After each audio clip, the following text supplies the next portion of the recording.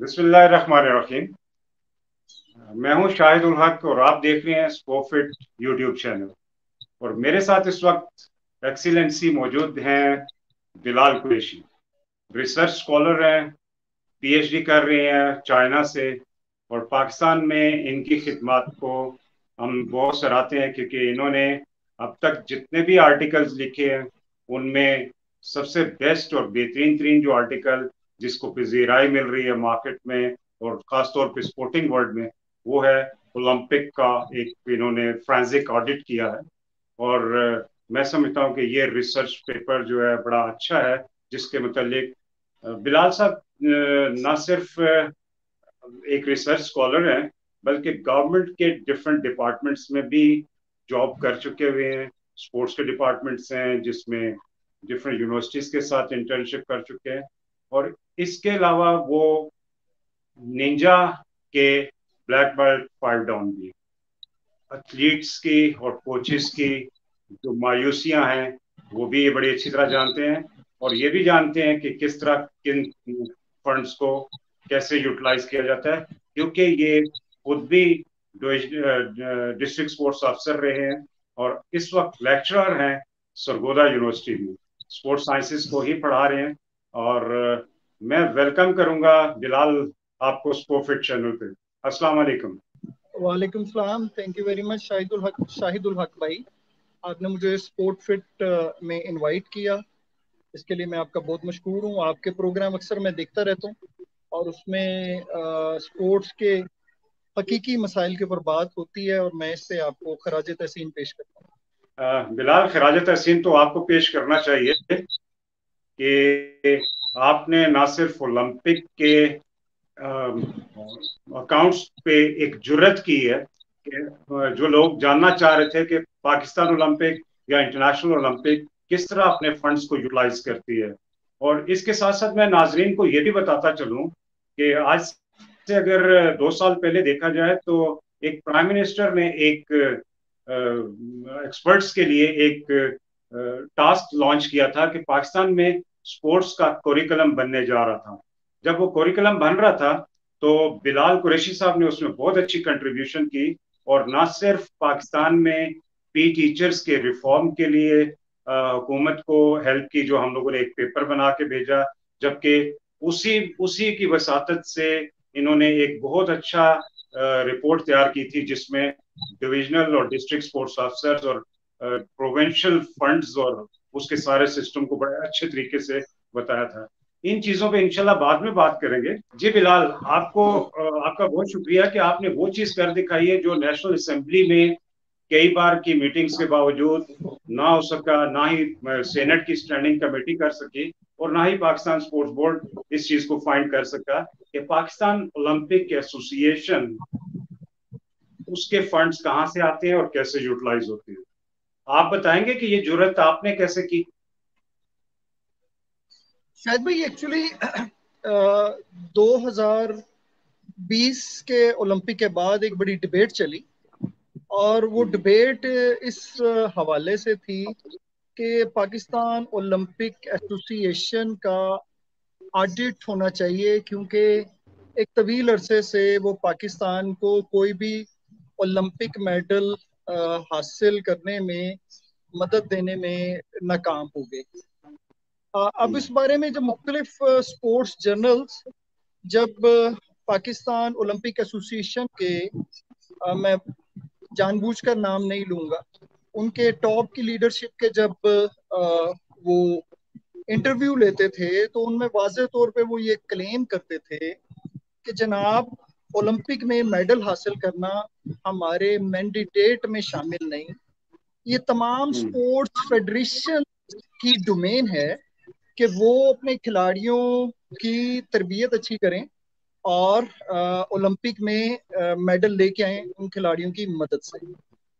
और जब Pakistan sports board इस तरफ तवज्जो करता था कि जनाब आप चलें, ठीक है, मेडल नहीं लेके आ रहे लेकिन आप हमें फंड्स का हिसाब दे दें, तो उस पे कहते थे, इनका मौक़िफ़ होता था कि हम एक नॉन गवर्नमेंटल ऑर्गेनाइजेशन है, हम ओलंपिक चार्टर के अंदर चलते हैं लिहाजा government of Pakistan have no concern in our audit and financial matters. तो ये एक वजह बनी। तो एक दिन मैं 2020 में ही, क्योंकि मैं एक डॉक्यूमेंट सर्च कर रहा था इंटरनेशनल ओलंपिक कमेटी की वेबसाइट पे, तो वो डॉक्यूमेंट सर्च करते करते मैं उनके एक लिंक तक पहुंचा जहां पे उनके एनुअल रिपोर्ट्स रखी थी। मैंने उस लिंक को ओपन किया, उस पे 2011 की उनकी रिपोर्ट पड़ी थी, एनुअल रिपोर्ट। मैं उसको सर्च करता करता नीचे तक गया, तो उसके अंदर ही मुझे एक 8 से 10 सफ़े ऐसे मिले जिसके अंदर इंटरनेशनल ओलंपिक कमेटी के ऑडिटर ने अपने रेवेन्यू, अपने एक्सपेंडिचर्स का हिसाब किताब दिया हुआ था, और वर्ल्ड को ये बताया था कि जनाब हमारे ये रेवेन्यूज हैं, ये एक्सपेंडिचर। तो चूंकि उन्हीं दिनों में टोक्यो ओलंपिक चल रही थी 2020 के सिलसिले में, और यही बहस चल रही थी कि जनाब मेडल, परफॉर्मेंस और ओलंपिक एसोसिएशन का किरदार। तो वो फिर डॉक्यूमेंट्स सर्च करते, पढ़ते, उनमें से डाटा एक्सट्रैक्ट करते, ये सारी फैक्ट्स एंड फिगर्स मैंने लिख ली। 2011, 2012, 2013, 2014, 2021, ये 7-8 डॉक्यूमेंट्स मैंने पढ़ी और उनमें से फैक्ट्स एंड फिगर मैंने अलहदा कर लिए। और मुझे अफसोस के साथ कहना पड़ता है, क्योंकि हम एक ऐसे कंट्रीज में हैं, ऐसे कंट्री में रहते हैं जहाँ पे हमारी कौमी जबान उर्दू है, इंग्लिश हमें बचपन से पढ़ाई जाती है, लेकिन हम शॉर्टकट ढूंढ, हमें कोई बता दे। मैं भी एक यूनिवर्सिटी टीचर हूँ, तो बच्चे कभी मुझसे पूछ लेते हैं कि सर यूनिवर्सिटी का एडमिशन का स्केड्यूल क्या है। मैं उनको फिर ये गाइड करता हूँ कि जनाब यूनिवर्सिटी की वेबसाइट इसीलिए बनी है। तो हम लोग शॉर्टकट ढूंढते हैं किसी भी किस्म की इंफॉर्मेशन के लिए। तो मेरा ख्याल है शायद वो जो आपने इशारा किया कि सेनेट की कमेटीज, कौमी असम्बलीज की कमेटीज नाकाम हो गई, मेरा ख्याल है वो डॉक्यूमेंट्स के अंदर जाना, अंग्रेजी को पढ़ना, वो थोड़ा सा मुश्किल काम है। वो बहुत कम लोग उसको एंजॉय करते हैं, खास तौर पे पेपर वर्क को इन्वेस्टिगेट करना। तो एक ही वजह। और दूसरा मैं वाजे करते चलूं कि इस तहकीक या रिसर्च के पीछे किसी को नीचा दिखाने का काम नहीं है। पाकिस्तान हमारा कंट्री है, we all sports lover, sports community से ताल्लुक रखते हैं। तो हमें दुख होता है कि जब पाकिस्तान, अब ये इंटरनेशनल ओलंपिक कमेटी अपनी वेबसाइट पे बता रही है, जिसका रेफरेंस मैंने अपने कॉलम में भी दिया है, 1948 से लेकर अब तक 2023 तक पाकिस्तान ने अब तक 10 मेडल जीते हैं, जिसमें से 2 इंडिविजुअल हैं और 10 टीम के हैं। और वो 10 बाकी 8 जो हैं वो टीम स्पोर्ट्स के हैं, जिनमें हॉकी टीम के ये 8 मेडल्स हैं और 2 इंडिविजुअल मेडल्स हैं। तो ये वजह, इसमें किसी को नीचा, इस इन्वेस्टिगेशन में किसी को नीचा दिखाना मतलब नहीं है। हम सुधार की कोशिश कर रहे हैं, हम जिम्मेदारी का तयन करने की कोशिश कर रहे हैं कि अगर पैसा आ रहा है, वो पैसा कहाँ पे लग रहा है। तो ये मैं बड़ा वाजे कर दूं कि इसमें किसी को नीचा दिखाना मकसद नहीं है, मकसद है तामीर, तकरीब इसका मकसद नहीं है। बिल्कुल बिलाल, आपने बड़ी अच्छी बात की। इनफैक्ट जो तनकीद भी है वो अगर हम लोग पॉजिटिव वे में करते हैं और किसी की रहनुमाई कर सकते हैं, तो ये इससे बड़ी अच्छी बात कोई हो नहीं सकती। और आपके रिसर्च के मुताबिक मैंने देखा है कि हम लोग पाकिस्तान ओलंपिक की बात भी करेंगे, लेकिन मैं यहाँ थोड़ा सा चाहूंगा कि नाजनीन ये जानना चाहेंगे कि बिलाल कुरैशी किस तरीके से स्पोर्ट्स में दाखिल हुए और क्या स्टेप्स हैं आपकी इस लाइफ के कि आप इस वक्त पीएचडी करने चले गए हुए हैं। जी, 1992 में मैंने मैट्रिक किया था और मैं कुछ दोस्तों से पता चला कि बागे जिना के अंदर मेरे उस्ताद फरत अब्बास शाह हैं, वो मार्शल आर्ट सिखाते हैं। वो 2 जगह पे सिखाते हैं, पंजाब यूनिवर्सिटी के अंदर और बागे जिना के अंदर। शौक पैदा हुआ, मैं, हमारी रिहाइश उन दिनों शादरा में थी, तो फिर डेली सुबह पहले 12-13 किलोमीटर कॉलेज के लिए साइकिल चलाकर जाना, और फिर 12-13 किलोमीटर वापस आना, और फिर 14 या 15 किलोमीटर साइकिल चलाकर बागे जना जाना, मार्शल आर्ट सीखना, फिर 14-15 किलोमीटर चलाकर शाम को वापस आना। तो ये एक तवील अरसे तक रही रूटीन, जिसमें डेली 52 किलोमीटर से जायद की साइकिलिंग में करता था। तो ये एक बड़ा वो स्ट्रगलिंग फेज था। फिर उसके बाद शौक बढ़ता गया स्पोर्ट्स के अंदर। और फिर जब मैं उसके बाद सरकारी जॉब्स में आ गया, कुछ 2-3-4 महकमों के अंदर। और मैं वजाहत करता चलूं कि वो जो आपने कहा कि मैं डिस्ट्रिक्ट स्पोर्ट्स अफसर हूँ, थोड़ा सा उसको तसहीह कर लीजिए। मैं तहसील स्पोर्ट्स ऑफिसर रहा हूँ, और पंजाब में अच्छा, मेरी तहसील। मेरिट में उस वक्त भी पहली पोजीशन थी। लेकिन वो कुछ एक महकमे के अंदर मेरे साथ नाइंसाफी हुई, जिसकी वजह से मुझे मुतबादिल जरिया तलाश करना पड़ा। और फिर ग्रेजुअली जैसे ही वो जरिया मिला, और मैंने उसको फिर खैरबाद कह दिया। मैं पंजाब पब्लिक सर्विस कमीशन के एग्जाम्स और इंटरव्यू भी क्वालिफाइड हूँ, और फेडरल पब्लिक सर्विस कमीशन के इंटरव्यू भी क्वालिफाइड करके जॉब हासिल कर चुका हूँ। तो ये मेरा एक क्रीडेंशियल है। तो फिर जब मैं यूनिवर्सिटी सर्विस में आया, सरगोदा यूनिवर्सिटी को मैंने ज्वाइन किया 2009 में। तो ultimately universities are places of higher learning, और इस वजह से आपको तहकीक के साथ मुंसलिक रहना पड़ता है। तो हम्म। इसी जिम में मुझे चाइना स्कॉलरशिप पे चाइना जाने का मौका मिला पीएचडी करने के लिए। वहां पे वुहान स्पोर्ट्स यूनिवर्सिटी में मुझे भेजा गया चाइना स्कॉलरशिप काउंसिल की तरफ से।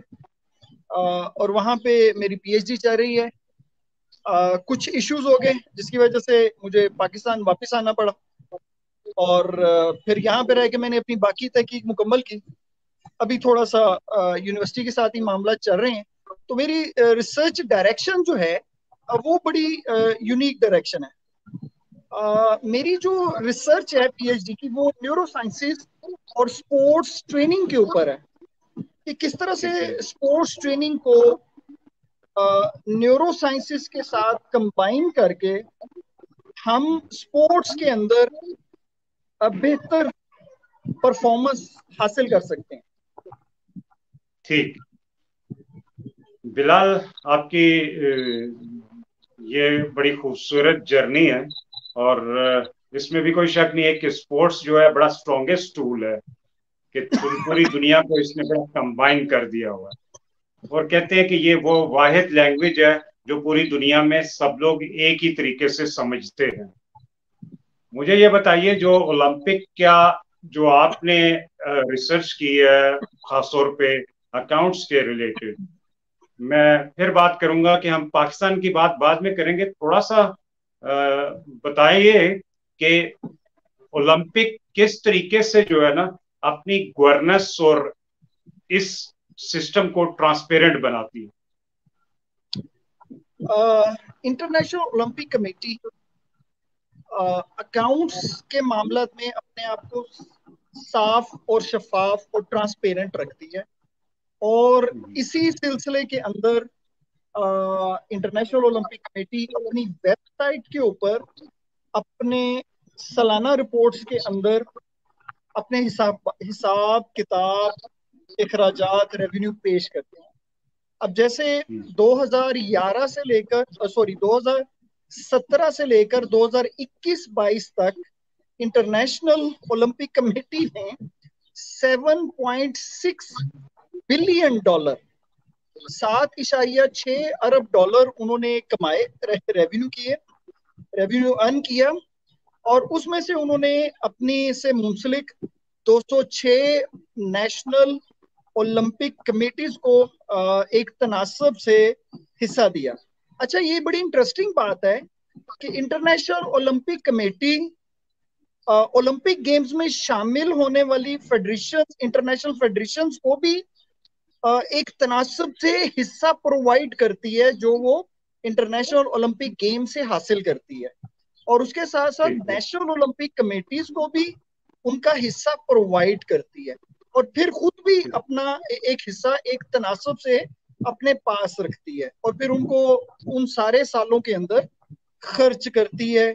और ना सिर्फ ये बल्कि इसके अलावा ओलंपिक सॉलिडेरिटी प्रोग्राम के तहत, जिसका मकसद ऐसे कंट्रीज जहां पे ओलंपिक वैल्यूज वीक हैं, कमजोर हैं, वहां पे उन ममालिक में ओलंपिक को स्ट्रेंथन करने के लिए पैसे खर्च किए जाते हैं। और ये बड़ी हैंडसम अमाउंट होती है और इसमें कोई तखसीस नहीं है कि जनाब पाकिस्तान को हमने सिर्फ खर्चे चलाने के लिए पैसे देने हैं और अफ्रीका को हमने ज्यादा पैसे देने हैं, ऐसा कुछ नहीं है। अभी जो मेरी रिसर्च है उसमें सिर्फ एक कमी है, जिसके लिए मैं उनको ईमेल लिखने का इरादा रखता हूँ कि ये फंड जो हैं, जो मेरी जितनी भी कैलकुलेशंस हैं, जो उन इंटरनेशनल ओलंपिक कमेटी की डॉक्यूमेंट से निकाली गई हैं, जो मैंने कैलकुलेट की हैं, वो 206 नेशनल ओलंपिक कमेटी के ऊपर बराबर तकसीम करके ये रेवेन्यू निकाला गया कि पाकिस्तान का हिस्सा कितना बनता है। अगर ये रेवेन्यू आबादी की बुनियाद पर, पॉपुलेशन की बुनियाद पर दिया जाता है, तो पाकिस्तान आबादी के लिहाज से 5वें या 6वें नंबर के ऊपर है। तो ये रेवेन्यू यकीनन बहुत ज्यादा बढ़ जाता है। तो अभी जो मैंने इन 5-6 सालों की डॉक्यूमेंट्स पढ़ी, उसके मुताबिक 4 अरब 17 करोड़ और कुछ इतनी अमाउंट जो है वो इन सालों के अंदर हुई। अभी 2015 की डॉक्यूमेंट मेरे पास है, डाउनलोड की है मैंने। 2016, 2017, 2018, 2019, 2020 और 2022 की डॉक्यूमेंट मैंने डाउनलोड की हैं। अगर ये अमाउंट भी, इन सालों की अमाउंट भी डाली जाए, तो एक अंदाजे के मुताबिक, ये मैं रफ सा अंदाजा बता रहा हूँ कि ये अमाउंट मेरा ख्याल है 7-8 अरब रुपए से जायद हो सकती है। यानी 2011 से लेकर यहाँ पे बिलाल, हम लोग ऐसे कर लेते हैं, एक आध सवाल डाल देते हैं, ठीक है ना? जी ठीक है। इसी से बिलाल ये बताना पसंद करेंगे कि इस वक्त जितने भी अभी तक ऑडिट रिपोर्ट्स आईओसी की वहां पे वेबसाइट पे पड़ी हुई हैं और आपने स्टडी की है, तो ये कितना तकरीबन अंदाजन अमाउंट बन रहा है और इसमें किस तरीके से डिवीजन हुई है इन सालों में? और अगर आप पिछले 10 सालों का बता दें तो ज्यादा बेहतर है। जी, मैं इसमें ये वजाहत करूं कि नंबर 1, मैंने जिन डॉक्यूमेंट्स का मुताला किया और वहां से ये फैक्ट्स एंड फिगर निकाले, तो उनको उसी साल के डॉलर रेट से जरब देकर पाकिस्तान का हिस्सा निकाला। पहले तो उस अमाउंट को जो उन्होंने इंटरनेशनल ओलंपिक कमेटी ने नेशनल ओलंपिक्स कमेटीज को वो अमाउंट दी, 206 नेशनल ओलंपिक कमेटीज को वो अमाउंट दी डॉलर्स में, मैंने पहले उसको डिवाइड किया 206 के ऊपर। फिर जो अमाउंट मेरे सामने आई, उसको मैंने उसी साल के तो डॉलर के मैंने रेट फाइंड किए। ये 3 तरह के डॉलर के रेट इंटरनेट पे आपको मिलते हैं। जो डॉलर का कम से कम रेट होता है उस साल का, डॉलर का जो ज्यादा से ज्यादा रेट होता है, और डॉलर का जो एवरेज रेट होता है। तो मैंने एहतियात के तौर पे डॉलर के कम से कम रेट के साथ मैंने पाकिस्तान के शेयर को जरब दी और वो अमाउंट मैंने अकोमुलेट की। तो 2011, 2012, 2013, 2014 और 2021 के हासिल होने वाली मालूमात के मुताबिक पाकिस्तान ओलंपिक एसोसिएशन को एक अंदाजे के मुताबिक 4 अरब से जायद आमदन हासिल हुई।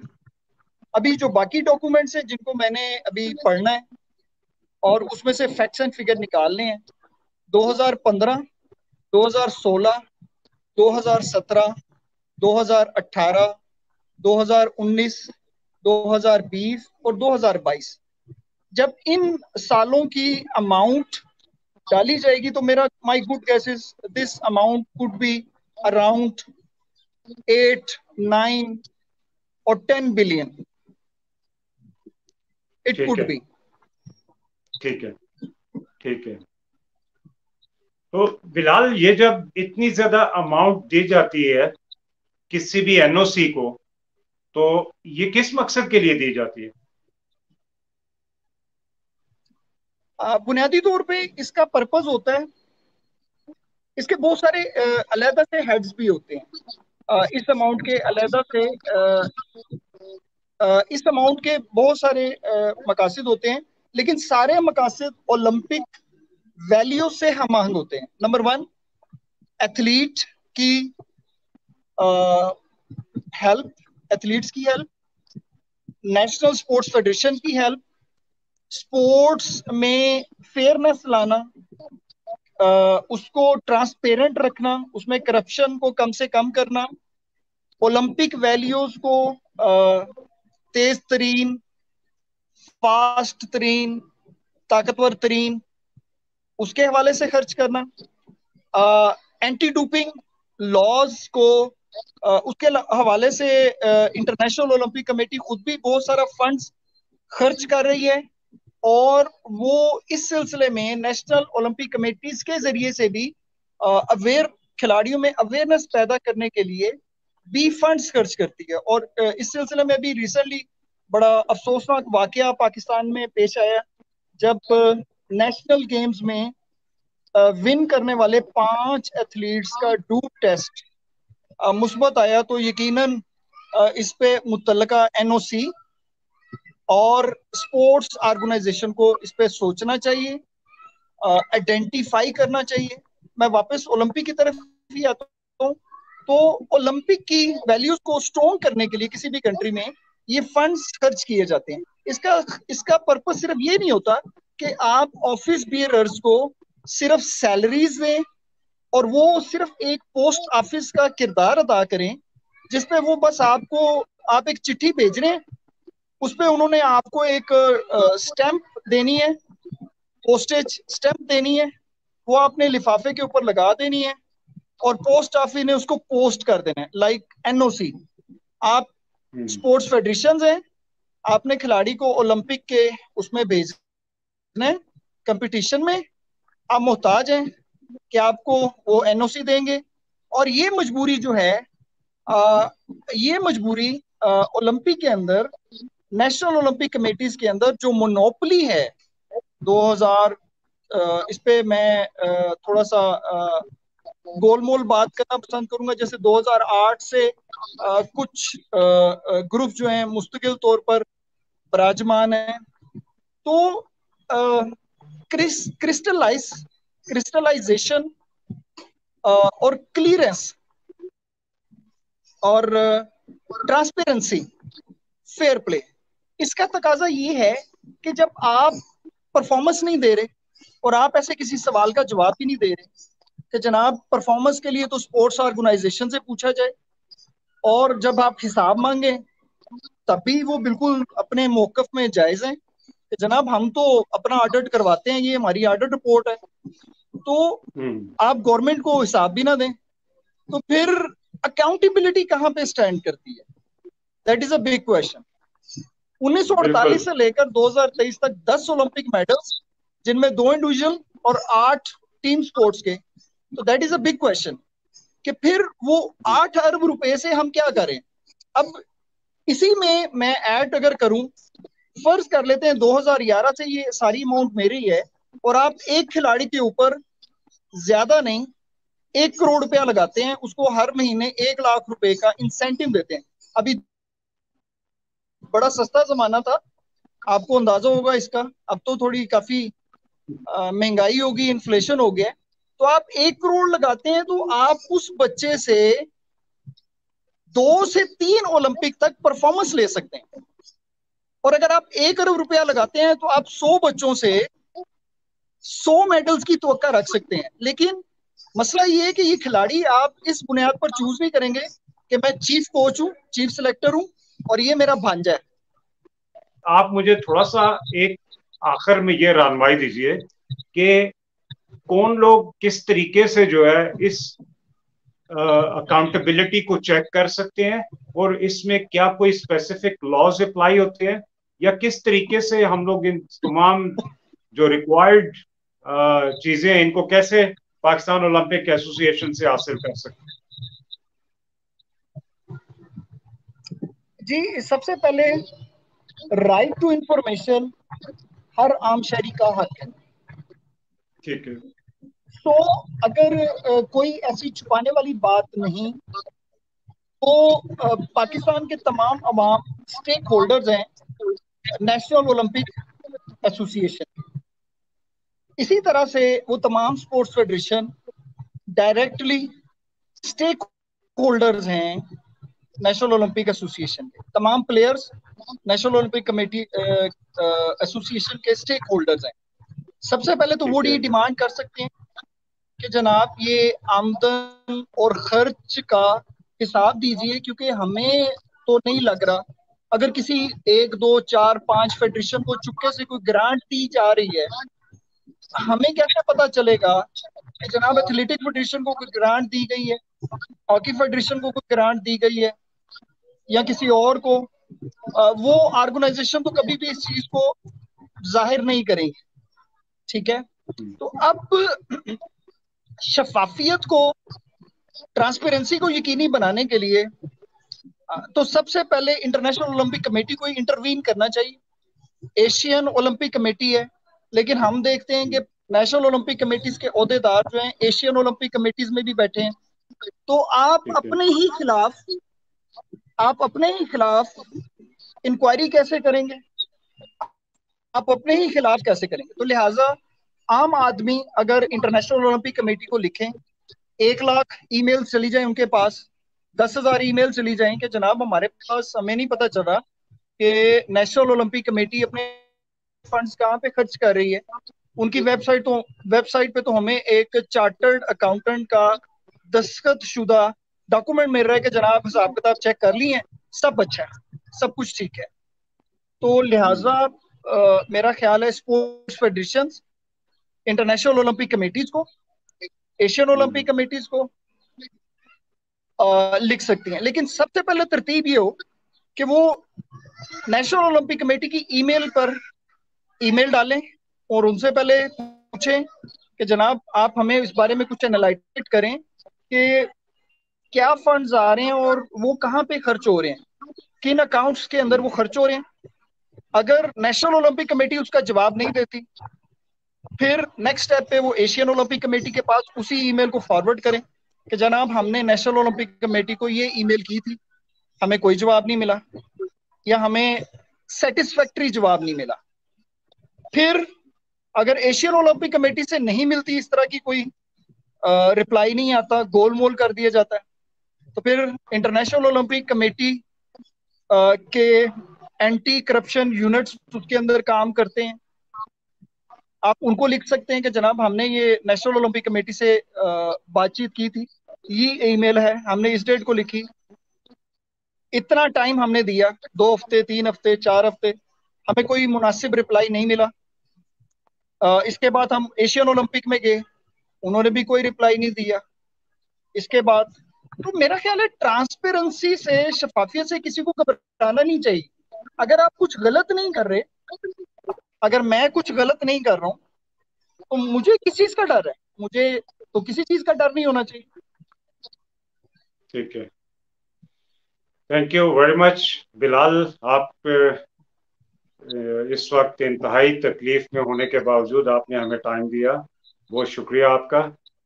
और अल्लाह ताला आपको जल्द अज जल्द सेहतयाब करे ताकि आप अपने बाकी के काम भी परवान चढ़ा सकें, और इस मुल्क के लिए जो आप खिदमत कर रहे हैं इसके लिए हम आपके नाहयत शुक्रगुजार हैं। और बिलाल, मैं चाहूँगा कि आखिर में इस खेल की दुनिया के लोगों को कोई खास पैगाम दीजिए।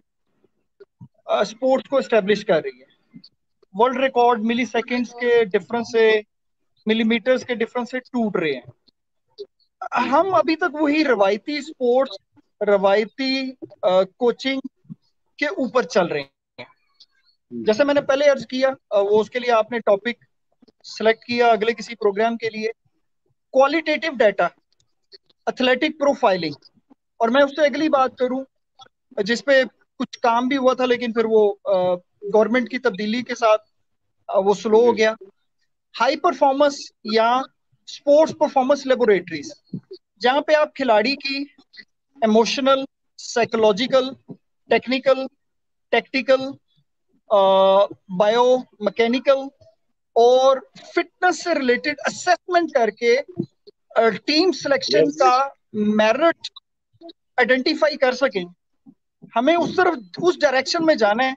बिलाल, आपने बड़ी अच्छे तरीके से जो है ना सिर्फ ट्रांसपेरेंसी की बात की, अकाउंटेबिलिटी की बात की, और एक गुड गवर्नेंस की भी बात चली यहाँ पे। जब हम लोग इन चीजों को देखते हैं तो समटाइम्स हमें ख्वाब सा लगता है कि पाकिस्तान में ये होंगी।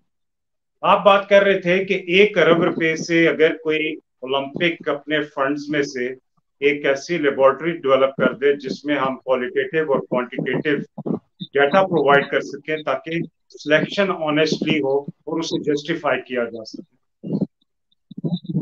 मैं सोच रहा हूं कि ये वही ओलंपिक कमेटी है हमारी जो ना तो ऑडिट देना चाहती है, ना ही अकाउंटेबिलिटी को वो इतना वेट देती है, और ना ही ट्रांसपेरेंसी को। इवन वो फंड्स के लिए कई कई साल अपने नेशनल गेम्स जो उसके फ्राइज में शामिल है वो तक नहीं करवाती, क्योंकि गवर्नमेंट फंड नहीं दे रही होती, और गवर्नमेंट के ही फंड से वो इन चीजों को करना चाहती है। मैं फर्स्ट टाइम बहुत ज्यादा सरप्राइज भी हुआ हूँ, और ये अमेजिंग स्टोरी है आपकी जो इस वक्त पब्लिक हो रही है। Thank you very much Bilal. आपकी काविशें यकीनन हमें बेहतर करने में, हमारी ओलंपिक कमेटी को बेहतर करने में मावन होंगी। बहुत शुक्रिया आपका, और मेरी तरफ से अल्लाह हाफिज।